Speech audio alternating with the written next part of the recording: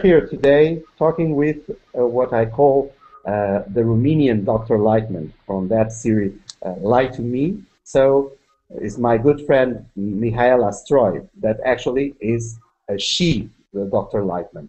And she has absolutely wonderful content about nonverbal communication. Nonverbal communication is very important in activities that I work with, networking or with communication. And I want to talk a little bit about seduction, how we use nonverbal communication to seduce people. Because when we are doing business, it's also seduction. And it's not only to have, let's say, a romantic partner. We can also seduce a business partner. So, Mihaela, can you give us some hints about how to seduce using nonverbal communication? Of course, Filipe, and I'm very grateful to you to offering me this opportunity to share some ideas about seduction in business. In my perspective of doing business, the most important thing is to create comfort. So seduction in business is about creating comfort. Why? Because when people are together in this state of mind, they open to each other, they build a long-term relation, and of course, they base on their nonverbal communication to create this comfort. So we are talking about empathy.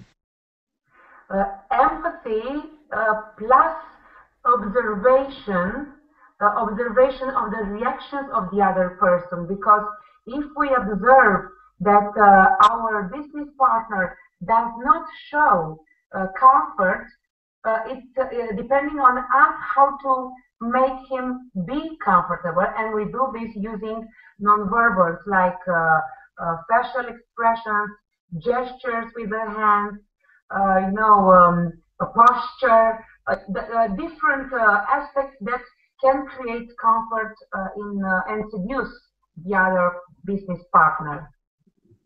So, and you are a woman, so isn't that a problem when, for instance, a man is doing business with a woman, that some of the seduction technique can cross over from romantic to business? To tell you the truth, in a business relation, let's say in a negotiation relation between a woman and a man, the woman gets more credit because she has inside her brain much more, let's say, a point to seduce than the man, because she can decipher much more quickly the nonverbal signs that the man transmits. Your question is very interesting because many businessmen, they do a lot of mistakes because they cross over the business relation. And I give you one simple example that, if a woman is doing a negotiation, can use for her advantage. For example, me and you, we negotiate a contract. And because I'm a woman and I know how to use my influencing powers, I'm wearing, let's say, a blouse that is the correct blouse, not very deep cut between the breasts. And normally, when we negotiate, we have to look into each other's eyes, or we can look, let's say, until this level of the mouth, let's say at the chin. But if you, Filipe, if you cross that side and you put your eyes below my neck, not specifically on my breast, okay? This means that I have advantage because you cross over the line. Okay. And I have advantage and I can win over you and seduce you and win a better contract. So let's say you put a bit of guilty on the other side. It's not guilty. It's if the man cannot control very well his emotions, he can lose in a relation, in a business relation with a woman. And let me tell you a secret. Women are trained from since they are little girls to seduce men. So you cannot compete with a woman in a negotiation. Well, that's one of the secrets of seduction that we were talking about. This is it's a very deep secret, but very important to look at in a business relation. So it's interesting. So in a negotiating team, you should always have women because, and this is interesting because when you see big negotiations in terms of diplomatic, and you will see almost no women there. Is because probably men are afraid of them because they will use other powers that men are not used to? I recommend, Filipe, for a very good negotiation to be in a team with a woman. And it's the best if the woman, if she is the observer in that negotiation. And I give you a concrete example. I work in my negotiation, in my business relations with my husband, that you know very well, yes? Yes, and I know. I want to share from our experience because we share the roles. All the time we go in two, and we have this deal. He goes and he conducts the discussion, the business discussion with our partner. Yes? Yes.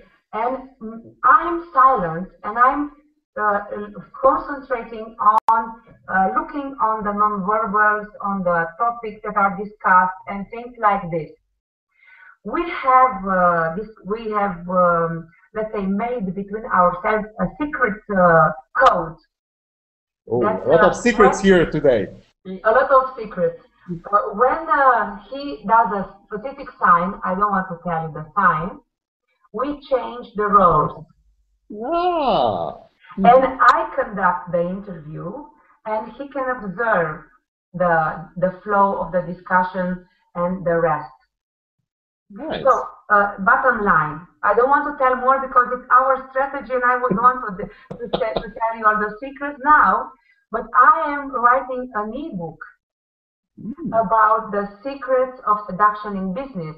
So I will tell more details in the ebook.